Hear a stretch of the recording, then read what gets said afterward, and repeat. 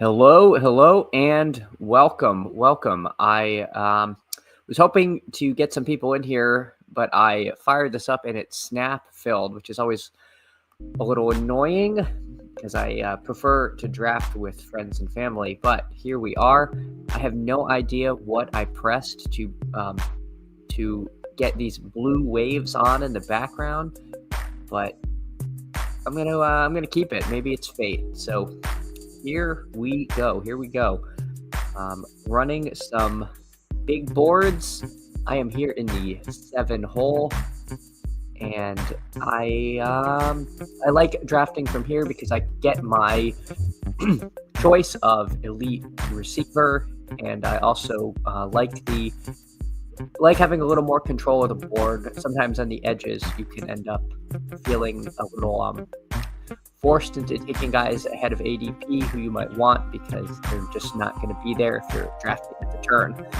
So I will take CD Lamb. I have not even had a chance to see if there is anyone I recognize in this room, which offhand, the answer is no.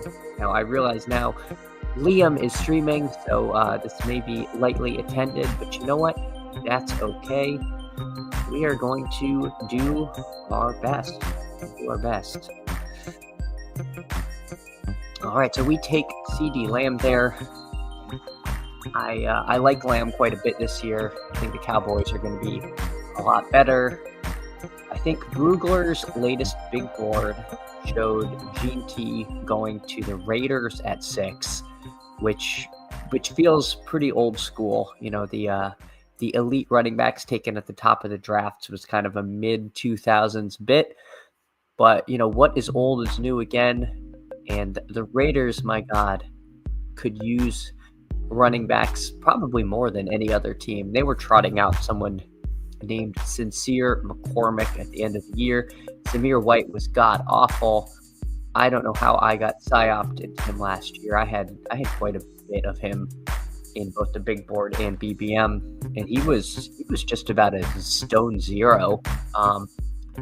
That did not work out, but I do anticipate them adding somebody probably in the draft. And yeah, I'm going to see if I can get a little banner rolling. And that banner is completely inaccurate because it is actually big board 99 here. Big board 99. So I am way ahead of where I thought I'd be at this point. But to be completely honest, I'm glad to be there because a lot of my favorite guys went rocketing up. Buenos, good morning, Bo Kevin. Thank you for coming and hanging out. Yeah, Zamir got us. It seemed like, you know, a lot of the he was a bit polarizing. I remember a lot of the people really had concerns that he couldn't handle a full workload, and I was kind of like, nah, he's fine. He's young. He'll be able to do it. And he was not that dude. And you see that sometimes, like when Alexander Madison got that expanded opportunity after Cook left. It was a similar thing, and I fell for it again. You need to slow down. Don't want to have 0 bullets for the last week before the draft. Bo Kevin, I have a lot of eggs in the little board 2 basket. I am really hoping that launches soon. It seems like the little board's fill rate is picking up. Hold on, I'm gonna make my pick here, and I don't think there's really much decision. I'm just gonna take AJ Brown. I have the Matic rankings. But I imagine they're probably going to launch a little board 2, and I can switch over to that and save some big board bullets for the end. At this pace, you'll have 0 bullets the last month before the draft. You mean we're not a month out? Still have more than a month to go? Dear God. No, I know it's what, like 7 weeks or something. We are still a ways away from the draft, but yeah, I think this is actually a weird time to draft. I know Davis has pointed out that there's a lot of the rookies. We've now kind of overshot where a lot of them are going to go. Maybe, yeah, Pete was talking about this too, where you have the guys rocketing up with the combine hype,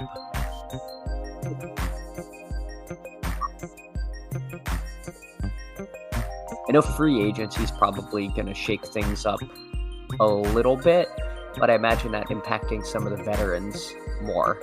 Like if Kirk, gets a really good landing spot, he could go up, or a bad landing spot. Same with Cup. I forget exactly when free agency opens. It's still a little bit away, but generally I'm more excited about capturing the upside and getting those guys before they get a good landing spot and rocketing up than I am upset if they dip, because everyone who's drafted up to this point is going to be in the same boat. So I feel a little better about that. But like a guy like Tootin, who we were taking in the 200s, now is in the 140s. Versus, I was taking a lot of LaQuint Allen in the 20s, and he had I'd say a bad combine because he didn't run the 40. He's still in the 20s if you want him. Like you often only dip so far, but you can rise quite a bit. So that's kind of why I wanted the strategy of having a lot of these done before the combine. But yeah, I think you're right. I need to slow down a little bit. So Xavier Worthy at 25, that is very steamy. Checking the draft board here, and nothing really out of the ordinary, I don't think, other than that Worthy pick. But again, when you're on the turn, you're just not going to be able to. There's no chance he's going to be there at 48. And Jamar Chase is not going to be paired with Worthy that much. So, I mean, I like doing stuff like that, because how often are we going to see Jamar Chase paired with, with DJ Moore, with JSN? That's way more than he's going to be paired with Worthy, but Worthy could easily outproduce those guys. Yep, that's another good point. It's funny you say that, because I thought that would have happened. I thought that would have happened earlier in this cycle. It really hasn't. I thought his ADP would be, sub 35. Oh my God, I'm on the clock. Oh my God, I don't want Breece Hall at all. JSN, welcome to the team. Yep, I'll take. That's fine. That was almost a disaster, because I legitimately have a full fade on Breece Hall. He did not look good.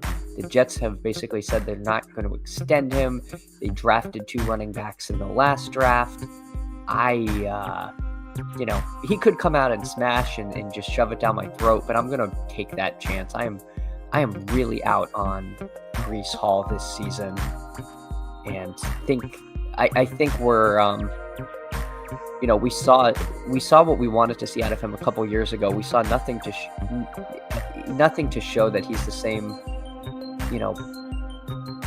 We saw nothing to show that he's worth this really high draft capital, but we're all like clinging to that to our priors is how I feel about Hall. So I really have trouble taking him there. So I've pretty much fully faded him. Almost had a disaster. So opening up Lamb, AJ Brown, and JSN coming up on pick 42, which is an interesting position because you almost always at 42, if you have AJ Brown, can get Jalen Hurts. And so then you have to make the decision, do you want this to be an elite QB team? I kind of like to let the room dictate that when you're picking in the middle here, it picks at 55, 66, and 79. I know I can get at least one good running back in that range. So I don't mind taking Hurts here if he falls. The weird thing is that if you have the choice between Josh Allen and Jalen Hurts, which happens sometimes, like what do you do? Do you take the ADP value or do you take the stack? And that is to me sort of a personal question, but there is a good chance Allen is going to be there at 42. The problem, one of my other problems is I legitimately think Hurts Hurts is likely to outscore Allen this season. So Allen does go, thankfully, and does not make me make that decision. I will take Jalen Hurts. We'll make this a Jalen Hurts team. No ADP value on that, but very strong wide receiver room, elite quarterback. Now I don't have to worry about getting sniped on Dak, because that can happen. People randomly take Dak unstacked, and now Dak as a second QB at pick 125 feels pretty good. So we will see. Chuba Hubbard goes next. He's probably the running back I would have taken there. I have Davis's rankings in, but I think I'm a little higher on Chuba than perhaps he is. Tyler, what is good? How you doing, man? Thank you for coming by. I appreciate it. I feel like you joined right when I was talking about how I like Chuba Hubbard, and I know you are a noted Chuba Hubbard fader. People, you mean you take him unstacked? Are you talking about Josh Allen unstacked? Because I hate stacking him because I'm I don't feel great when I have Kincaid. He's not the worst. And Shakir is like kind of just a guy. Oh, you're talking about Dak. Yes, Dak. I did famously. We drafted together, and I took Dak unstacked when you probably needed him more than I did. And I still feel bad about that. Skeptic of role certainty. Yeah, I mean it's pretty bearish that they spent second round draft capital on a running back last year, but he was really good. I feel like, to me, that made me adjust my priors on Hubbard, and I'm hoping that the team did the same, because I have a fair amount of Chuba. I find myself taking more Mixon than I thought, because he just keeps falling, and I know he looked like he was running in concrete shoes for portions of last year, but if he keeps that role, taking him in the middle of the fifth round, it is hard to pass on. But he's been a faller. I think he was around ADP of 42, and now he's up to 47, and he keeps falling. But let's see, I am picking here at 55, and then I am picking at 66. And with the way it's getting steamy with these rookie running backs, with Henderson and Judkins, I don't know if I can really rely on getting one of them. I'll take Mixon if he does fall to me here, I think. So, yep. I'm going to add a Joe Mixon share. Not the most exciting pick. The contract breakdown isn't what people want to make the contract out to be and expect him to be the 1A. Just worried there's a bit more downside if they add an explosive back to split. Yeah, I think that's a reasonable concern, especially with how high he is this year. It is such a minefield at running back, because there's so many good rookies that could upend things. I mean, I was one of the people that thought Tyler Algier had a pretty safe role, and then they took Bijan kind of out of nowhere. So teams do these things that we, as fantasy degenerates, just do not want. Mixon concrete shoes looked great before the hip drop, high ankle sprain. That's fair. I guess not just my practice, because the year before last, I did not think Mixon looked great. And you're right, at the very early in the season, he was good. And so it sounds like he has the confidence of the team. I think there was some coach speak that seemed to suggest that they were happy with him as the sort of, in that kind of bell cow role that he's in. And so I've been taking him more. I was taking almost none of him early in this process. So looking at the board, someone went Lamar Burrow. That's not great. Judkins goes at 62, Henderson at 61. So it's getting really steamy in and Hampton at 49. So gone are the days of when you could reliably get one of these running backs at 66. There goes Judkins. But,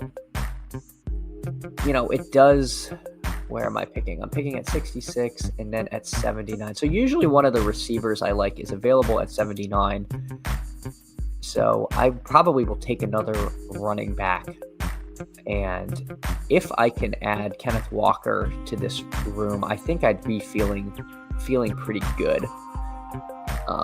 Big ADP faller. Again, people are really excited about these rookies, and I will just stick with the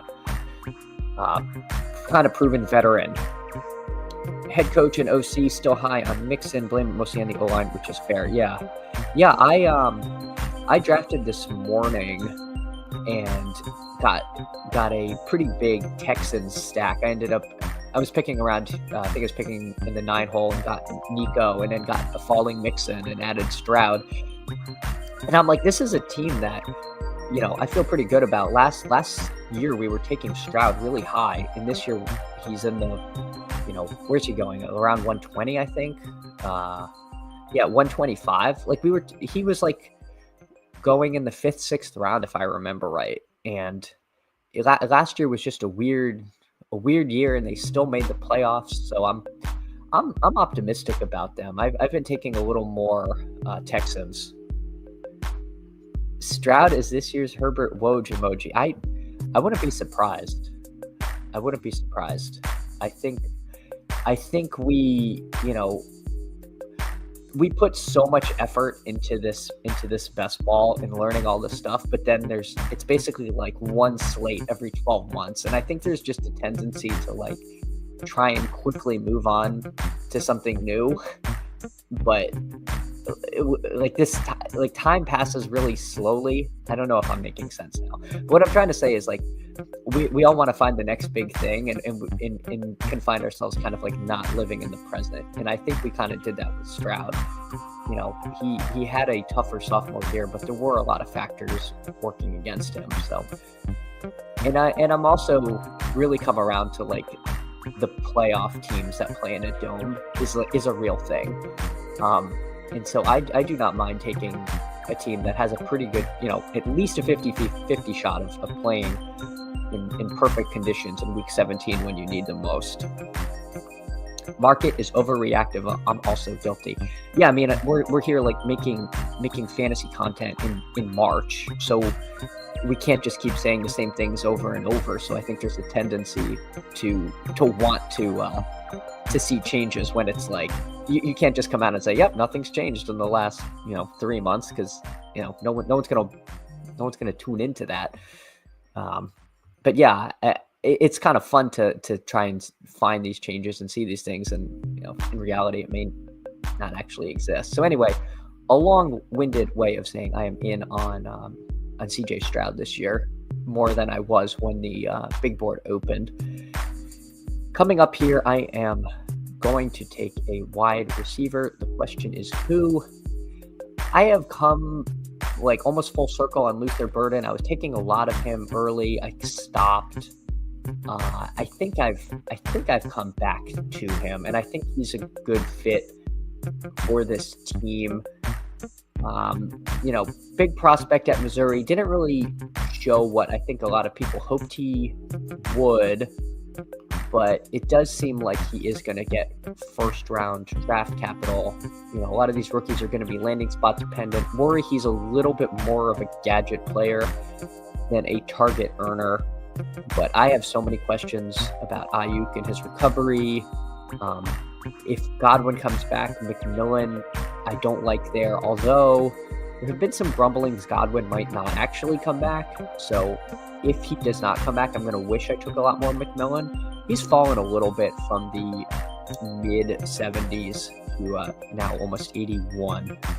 But yeah, where did Golden go? Golden's a guy who you used to be able to get in the early 90s, and he has steamed all the way to 74 here. But I mean, it is a little weird, because if the market thinks he is going to be the first tight end off the board, then he probably should go ahead of Egbuka, which he wasn't, even when all that came out. And here they go back to back. Different types of players. Golden a little more explosive.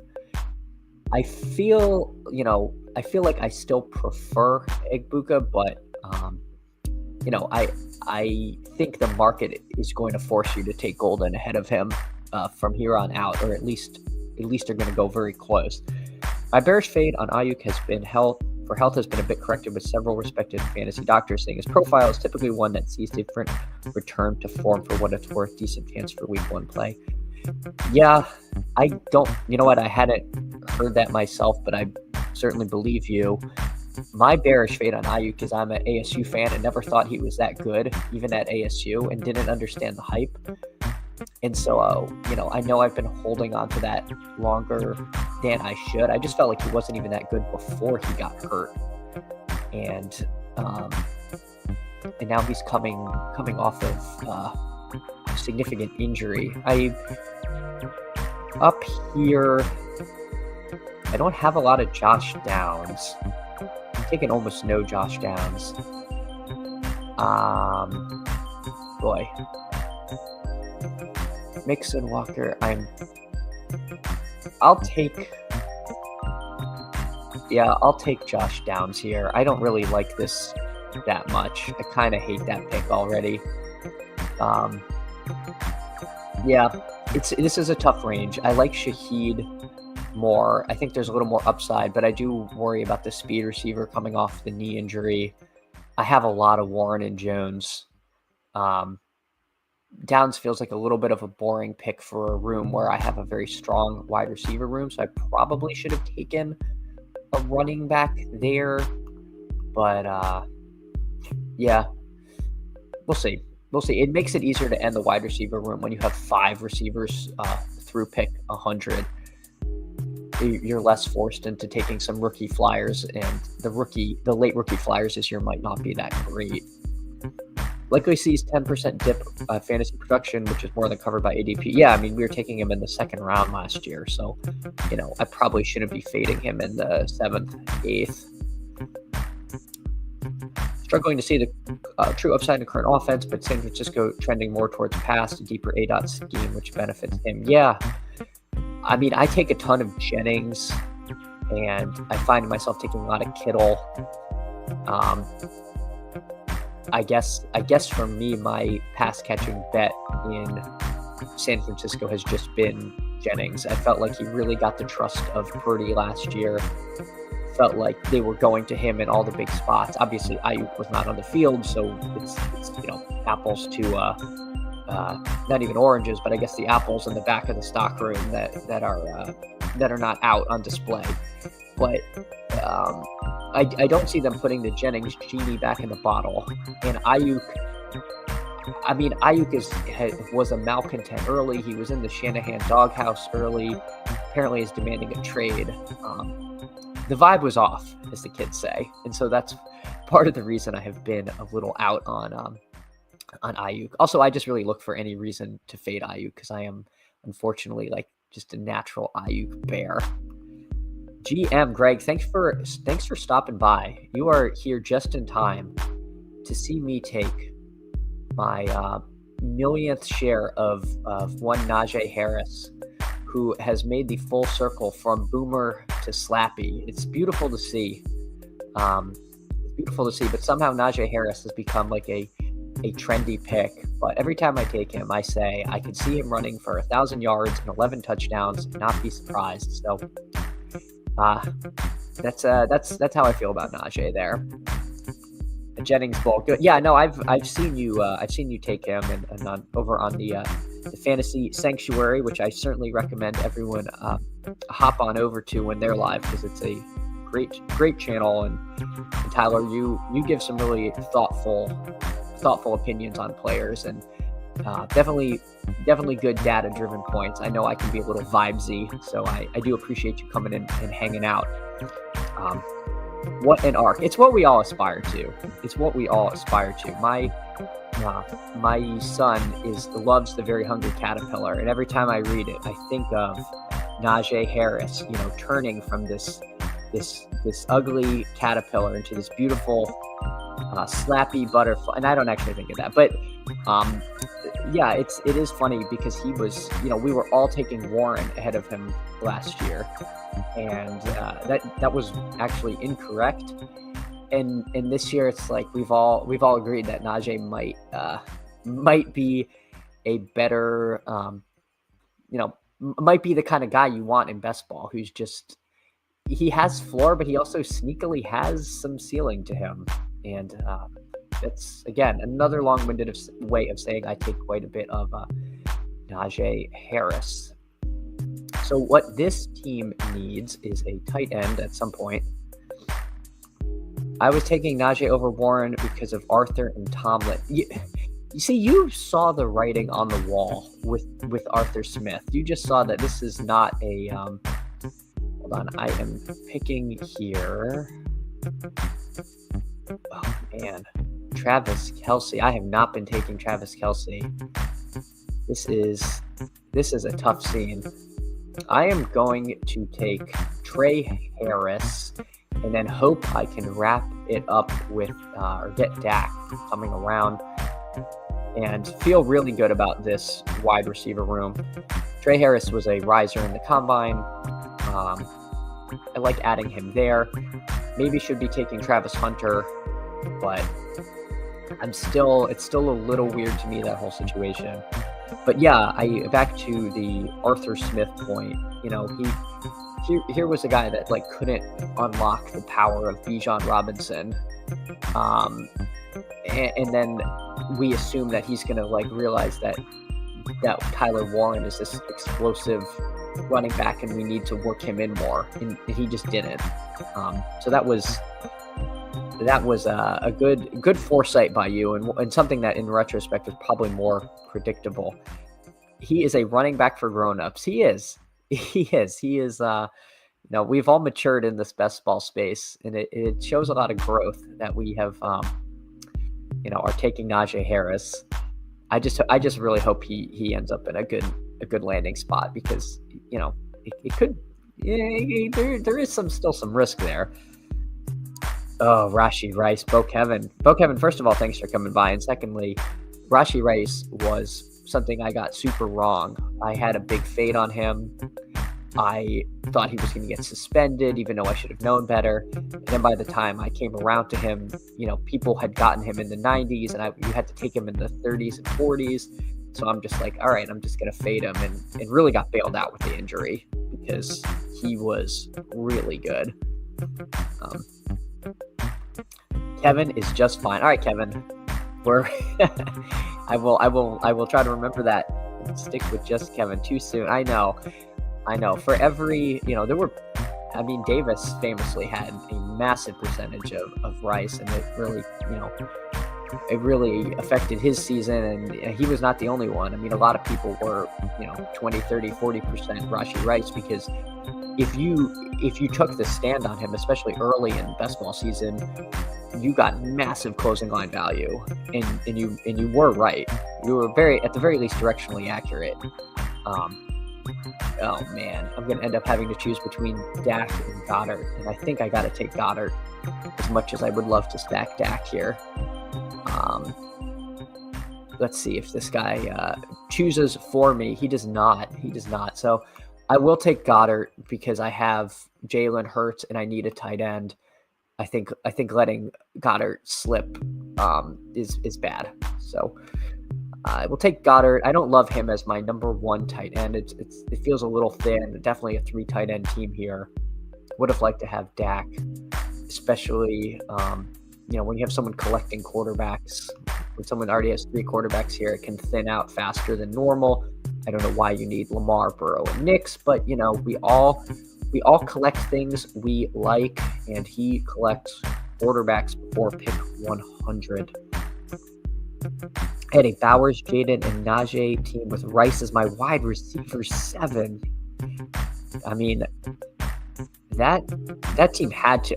There's too much pod luck to say, that team must have made the finals, but surely that team advanced and hopefully survived week 16. I had a bad week. I had a really good week 15. and then a really not great week 16. And a lot of it was because I had a ton of Terry McLaurin. I think I was around 30-ish% in the big board, and he didn't do anything week 16, and then was good week 17, but none of those teams for me had survived.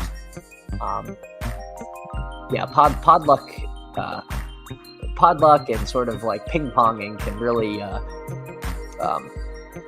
affect what your season looks like in retrospect. I mean, there's so much variance in this game, but Kevin, hopefully that team made you some money, because that is very strong. Similar situation with the Chris Godwin people. I mean, he was a massive smash and then just got hurt, which was unfortunate. Nope, had Olave and Wilson as my first 2 picks. I'm pretty sure I almost advanced, but what could have been? Yeah, Chris Olave was the guy I was taking so much of. And I still remember like making fun of people for taking Saquon Barkley over Chris Olave, because who wouldn't want the the wide receiver with elite upside and breakout coming versus this crusty old running back that cast off from the Giants. I mean, my God, did not work out. Did not work out for me there. But we soldier on here. I am almost up. Let's see, by the ranks, a little pocket of quarterbacks. I am tempted to take Michael Penix, which feels a little bad, but I'm like kind of hopeful I could stack him with Pitts. I don't really want to get frozen out. I know I could also take A-Rich. I don't know if I'm going to get A-Rich. I'm going to take A-Rich here. It's a little early, but I do have Josh Downs. I have Jalen Hurts, so I feel like I can take kind of swing for the fences versus like a pocket passer like Penix. A-Rich is a guy who, if he plays the whole season, is a gamble. He's going to have those like 9-point just dud games because, frankly, he's not that great of a passer, but he's also capable of literally just winning a week and breaking a slate. So I'll add A-Rich. To this team, but I certainly, see the risk with taking him there.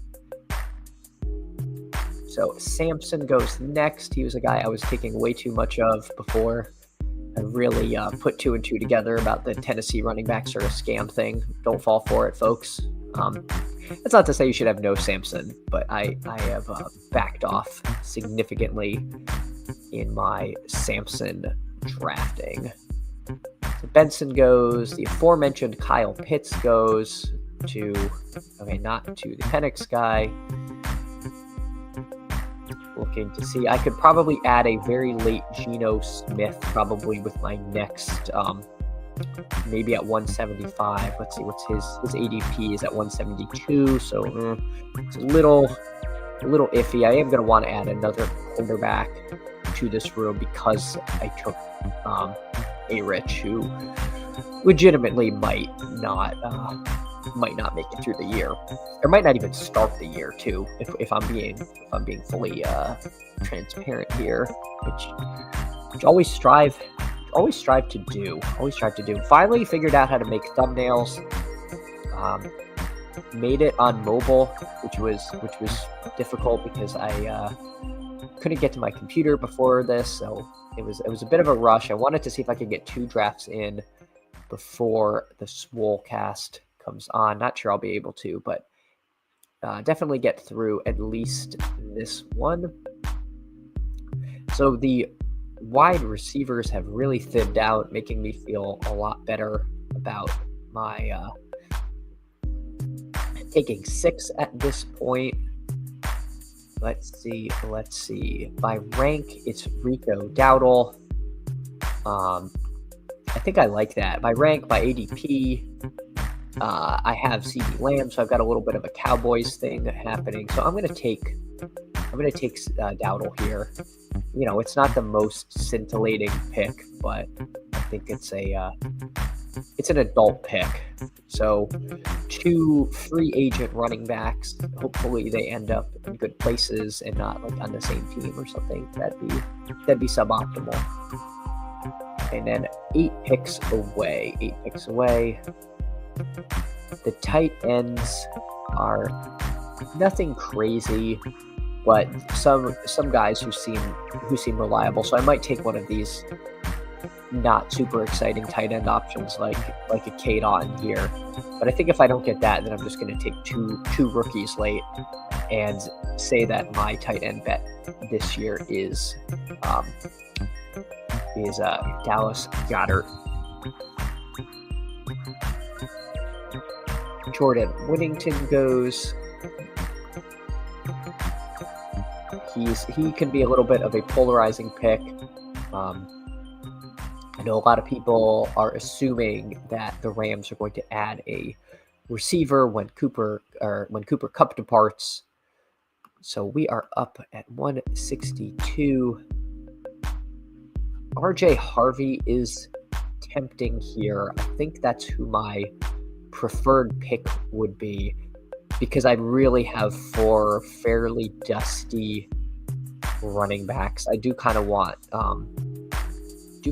one exciting rookie, I think, but there is also the argument that I should just take Geno here. I think I'm actually going to audible and take Geno. I have Ken Walker, I have JSN, finish up the QB room, and have all of my quarterbacks are stacked, which feels good. I like my running back room. There's a few running backs of these rookie running backs who I still like. I could add 1 or 2 more late receivers, and then hopefully strike it rich with some late tight ends. So happy with the room. Maybe the A-Rich pick could have been somebody else, but again, I think there's a lot of upside on this team. So happy how that is coming together.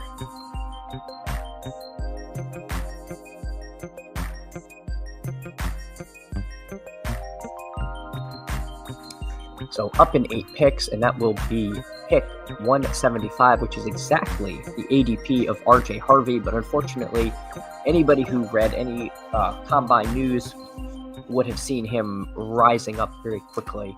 So don't know if it's realistic to think I could get him. Probably not, but I would love if Alec Pierce fell to me. He's him stacked with A-Rich. Pierce is their deep threat. A-Rich, for some reason, seems more accurate throwing it 50 yards down the field than 5, and that's where Alec Pierce lives.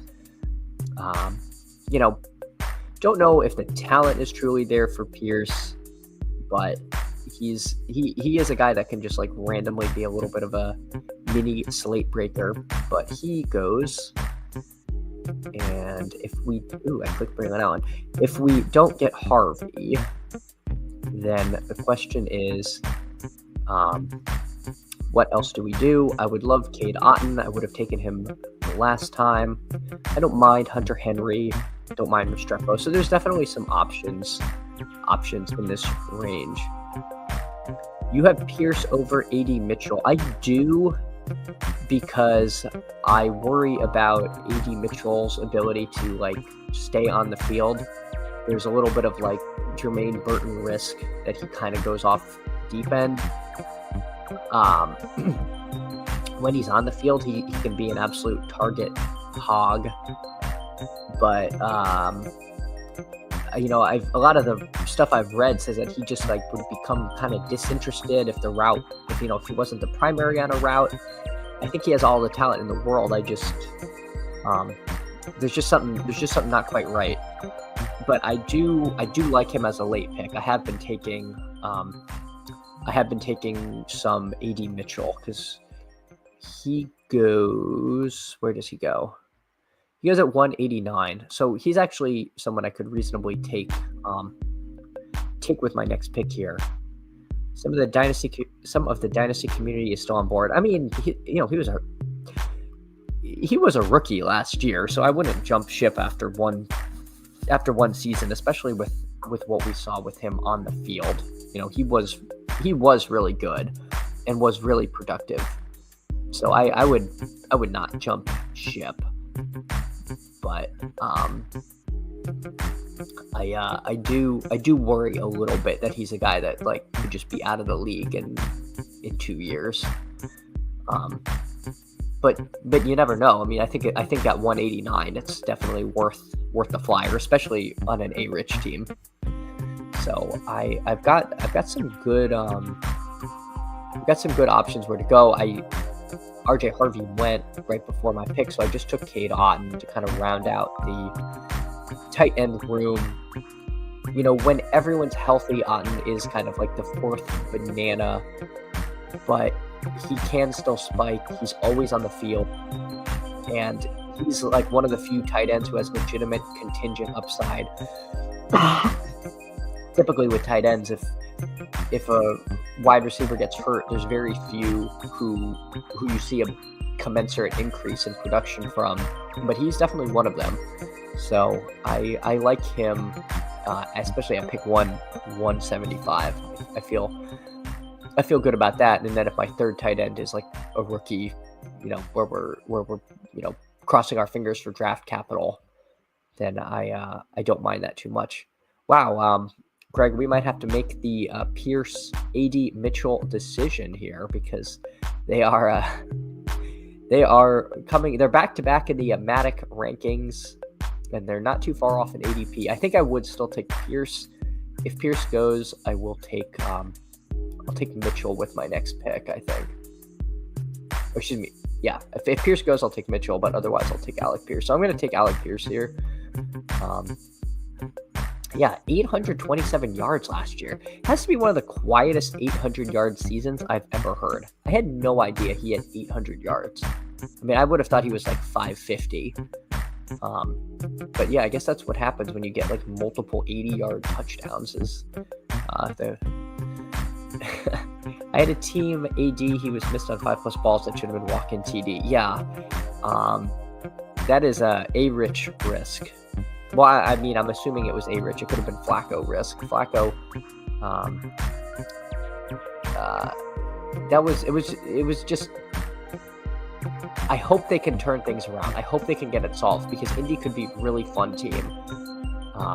They have all the pieces that could be, they're just on the cusp of being like kind of Commanders-y, like must-watch kind of team. But they're kind of like the Three Stooges Commanders, where it's like it looks good and then there's just something goes comically wrong. But hopefully they can get it together.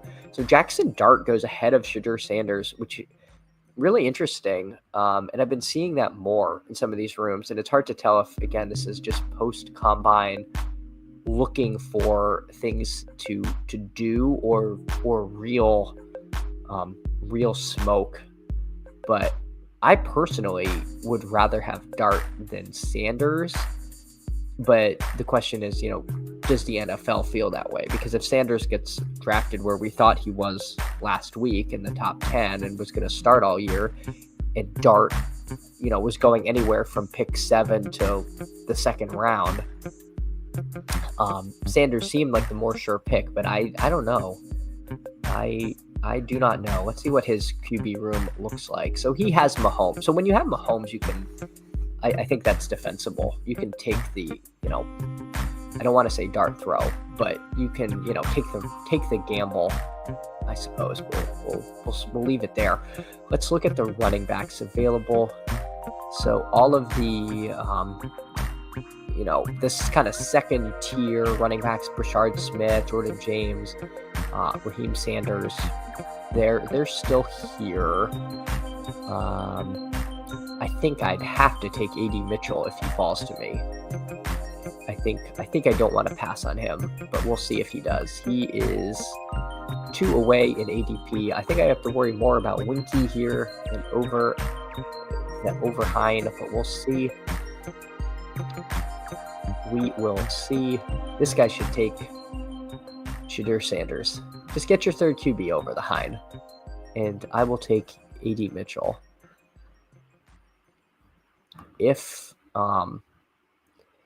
Mitchell does go, so Brashard Smith goes. All right, so we get both. So we now get Alec Pierce and A.D. Mitchell. So, at the risk of being the stereotype best ball guy, I will say this is a fun team. Because now we have Downs, Pierce, and Mitchell. We have the Colts triple stack. So prepare yourself for Pittman to go for 1,200 yards and 13 touchdowns, because he is the missing piece of the puzzle here. So I do like this. This is kind of unique. I don't build a lot of teams like this. Indie Giga Stacker, something that you only do when you are 99 big boards in. Do not try this at home.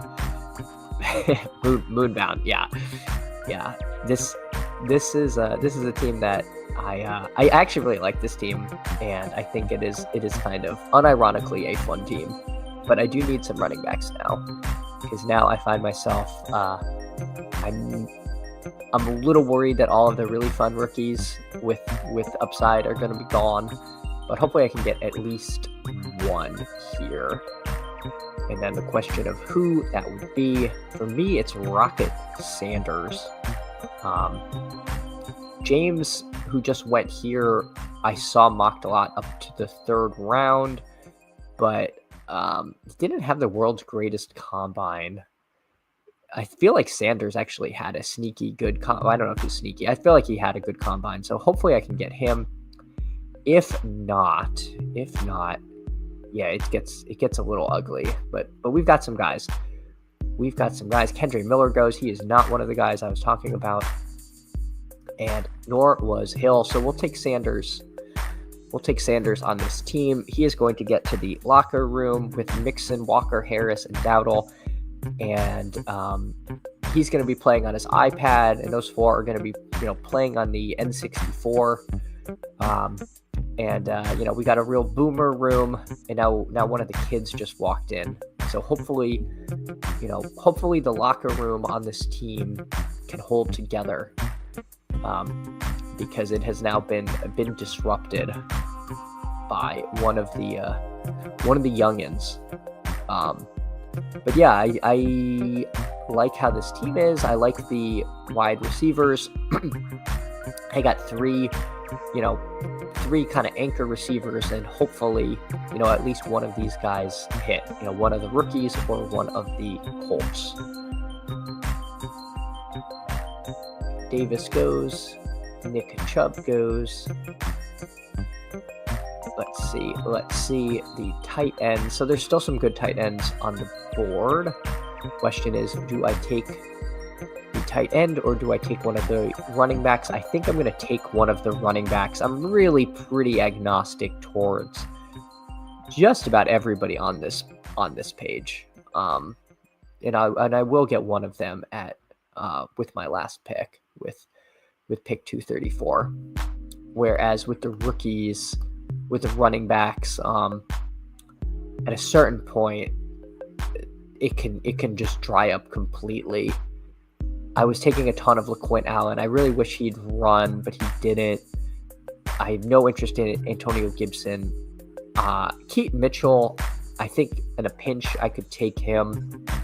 I worry a lot for the Justice Hill drafters that Keaton Mitchell was not healthy all season. And if he's back, then that Hill role might not be as secure as what people think it is. I think we could see something like we saw in Buffalo with the Ravens, where it could be a little three-headed-y, not necessarily in the same way, because, if you make the Cook and Henry comp, I think it falls apart with Ray Davis and Keaton Mitchell. But I think the general idea of having Ray Davis and then versus a Keaton Mitchell, and then having a Ty Johnson versus a Justice Hill, I think we could see that, and that makes me a little nervous for Henry, frankly, most of all, but also for Justice Hill. Dude, I have like 30% with Quinn Allen, and I don't think I'm gonna take him the rest of the big board. I had too much. Don't like that he did not run the 40. I think he did okay in the other drills, but like, you gotta run. You're not a locked in first rounder. Like, you gotta run, especially with the running backs. Like, everyone wants to see you run. It's not like the elite wide receivers where it's they can be a little more diva-y. Yeah, that made me a little nervous. Estimate goes one more pick. So he takes Taylor. I would have liked Taylor. He's probably my favorite of that group. I'm going to take Donovan Edwards. I think he had a sneaky good combine. I don't have a ton of him. So he is one of my last break glass in case of emergency running backs who didn't get steamed up, but I think he got a little overlooked. He's getting a little overlooked. Vert and long jump were fine / good. Yeah, that's what I remembered too. But like, I'm not like writing them to 0. Like, I don't think we have a full on Dylan Laube situation.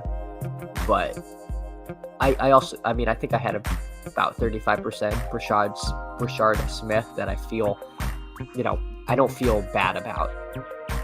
He was weird because his like underlying vert and broad were not great, but then he was really fast, which doesn't necessarily add up. But also, he was a converted wide receiver, so I think his numbers might have always been a little squirrely. That said, you'd think a wide receiver could jump, so who the heck knows? But again, we're talking about 20th round picks here. They're all, there's a reason they're not going, in the pick 60. They're not going to be flawless prospects. So finally, we're just going to take one more tight end, and the Brenton Strange steam is real. Brenton Strange Nation is strong and vocal. So hopefully I can get one of Strange or Chig. People will randomly take 4 tight ends, which is a little annoying, because I know I said I would be happy with anyone. I guess Michael Mayer is not steamy yet. I think if they move him, he could be kind of a riser. So I might actually take Mayer. I haven't taken him all year. I have 2 kind of veteran starters, what you're getting kind of guys. So I think I'm going to take a chance on Mayer if he can. I think it's almost the same bet as Strange, but kind of the inverse. With Strange, we're expecting Ingram to leave and then Strange be the guy. With Mayer, we're expecting him to be the one who's traded. I'm gonna take the plunge here.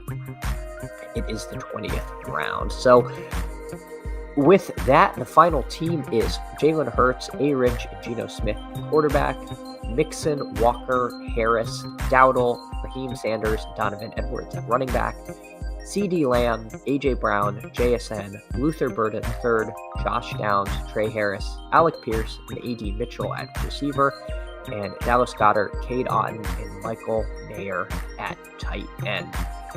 I would love to do another one. I might do another one off stream. If I do that, I will. I'll message in the Matic Discord, but I don't want to run up against. I don't want to run up against a swole cast, which starts in 30 minutes. So I think I will call it a stream here. I'm going to try to stream again tomorrow. Thanks everyone who stopped by. Greg, especially thanks to you for hanging out.